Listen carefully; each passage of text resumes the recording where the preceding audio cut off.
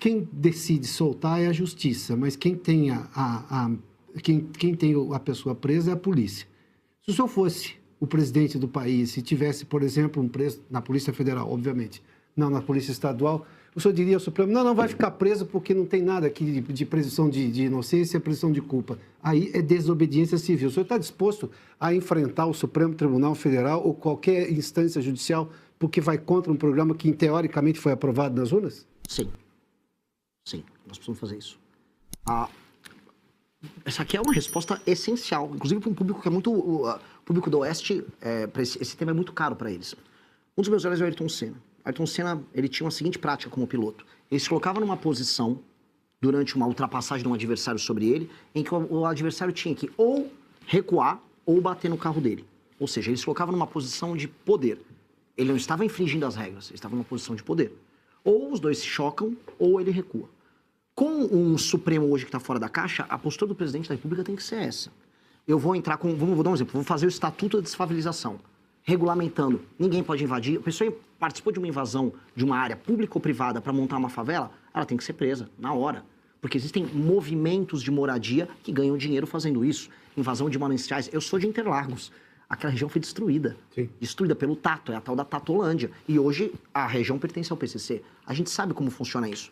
E sim, o Judiciário, o Ministério Público, ONGs, eles criaram toda uma indústria da leniência. Mas vamos chegar aqui no STF. Passa o Instituto da Desfavelização e muda as leis penais. Vou fazer uma operação. A lei a lei é enviada pelo Executivo, passa na Câmara, passa no Senado, é promulgada. Vou executá-la.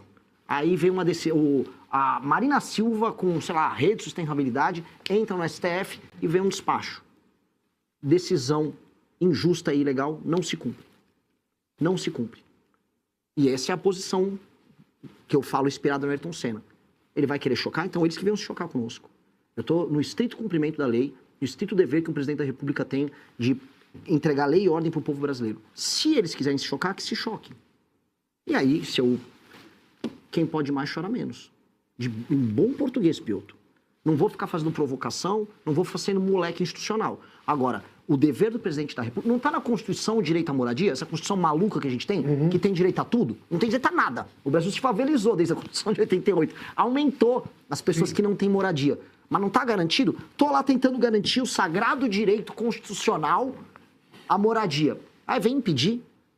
Aí você desculpa. Aí eles estão no descumprimento. Quando você fala do modelo do Bukele, o modelo do Bukele tem um enfrentamento institucional, aliás, uma ruptura institucional imensa. E eu nem estou dizendo que sou contrário a isso, muito pelo contrário, os resultados estão ali. Agora, fazer o que se fez lá, hoje, na realidade brasileira, parece algo extremamente distante. Mas o senhor está dizendo que o senhor vai fazer isso? Olha, vamos colocar de uma maneira muito boazinha. Eu espero muito que o STF cumpra apenas seus deveres estritos e constitucionais. Se ele não cumprir, eu também vou cumprir o meu. Eu vou estar no meu que é... Não, sou o presidente da República, essa decisão sua é ilegal e eu vou continuar com a minha política pública. Ou seja, vou dar um exemplo mais claro. Vamos ser vamos dar um... Eu não vou precisar, isso não é não é a opinião do Renan, é a opinião do BOP. Eu tenho figuras do BOP que eu converso. O Busnello, o maior sniper do BOP, talvez, falou, Renan, todas as operações, que mesmo com o GLO, não funcionarão se você não tiver um estado de defesa específico naquela área, porque o traficante se esconde na casa da pessoa e você não tem um mandato. Como é que você vai pegar o traficante? Você vai precisar de um estado de defesa em que aí sim é permitido. Pois bem, passa o estado de defesa circunscrito a determinadas regiões. Santa Quitéria, no Ceará, favela da Rocinha, todos exemplos anedóticos, mas tá aqui. Passo, mando pro Congresso, o Congresso autoriza, começo do nosso mandato. Vem a ONG com a Marina Silva, meu Deus, acabou a democracia. Entra no STF, STF não vai fazer. Eu vou fazer. Eu preciso fazer. Porque é minha função como presidente da República garantir a integridade do território brasileiro. Eu vou estar em descumprimento da Constituição se eu não fizer isso. Renan, deixa eu agregar um ponto que eu acho que para você desenvolver isso que você está começando a dizer. Quando você fala em direito penal do inimigo, ao que eu entendo, o seu projeto é o direito penal do inimigo, ou seja, tratar certas pessoas como inimigos do Estado é uma forma de agilizar o combate, vamos dizer assim, à criminalidade e, com isso, recuperar cidades, enfim, aí outros planos viriam a reboque. Agora, nós estamos num estado em que o STF trata a todo mundo como inimigo, né? Todos nós, eles exercem o direito penal do inimigo. O problema é que só eles não são inimigos do Estado, todos os demais são. Eles definem. Eles definem, é subjetivo. Por a depender... ofício.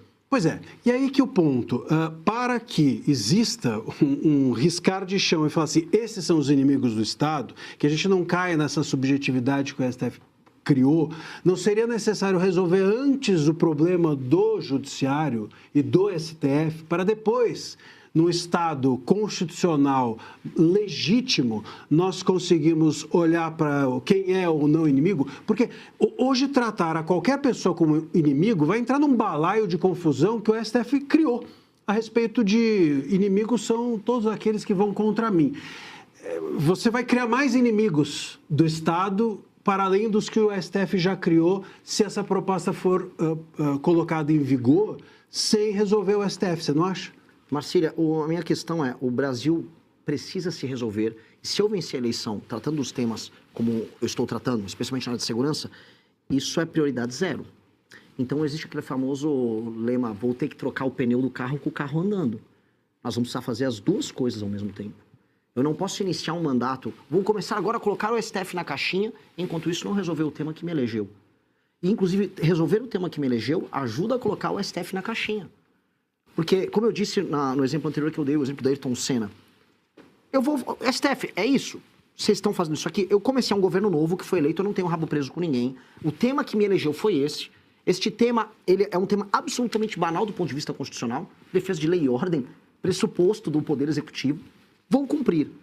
Aí eles vão querer criar os problemas. Se criarem os problemas dele, nós vamos olhar para eles enquanto estamos resolvendo os outros temas. Porque participar da resolução dos outros temas vai tirar o brasileiro de uma sensação que é muito presente na minha geração, que é a sensação do nada acontece.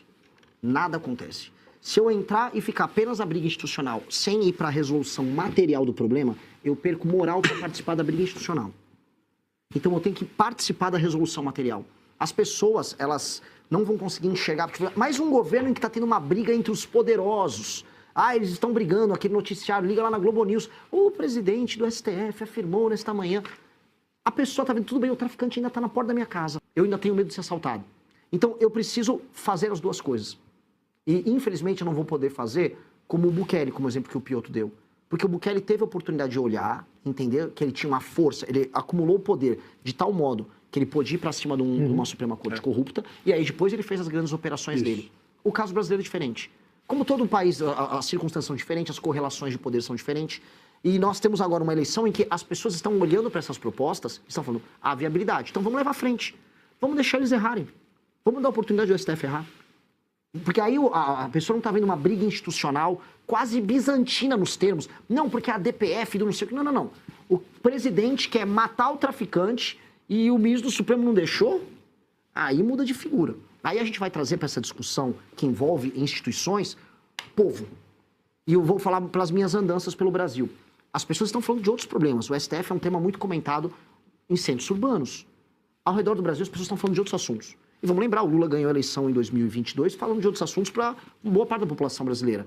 Então, a população brasileira estava alheia a isso. Eu trago a população brasileira para esse tema se eu envolver os dois assuntos. A partir do momento que o STF se tornar um aliado direto ou indireto do cometimento de crime por parte desses caras. Então eu acho que a melhor estratégia possível é essa. E é verdadeiro, tanto que eu estou falando ao vivo para vocês. Porque eu acho que quando você é absolutamente e brutalmente honesto sobre o que você vai fazer, você já estabelece os parâmetros. Eu estou igual o Ayrton Senna na pista. Vai querer recuar? Recua. Vai querer bater? A gente vai para a colisão. Estou apenas sendo um democrata.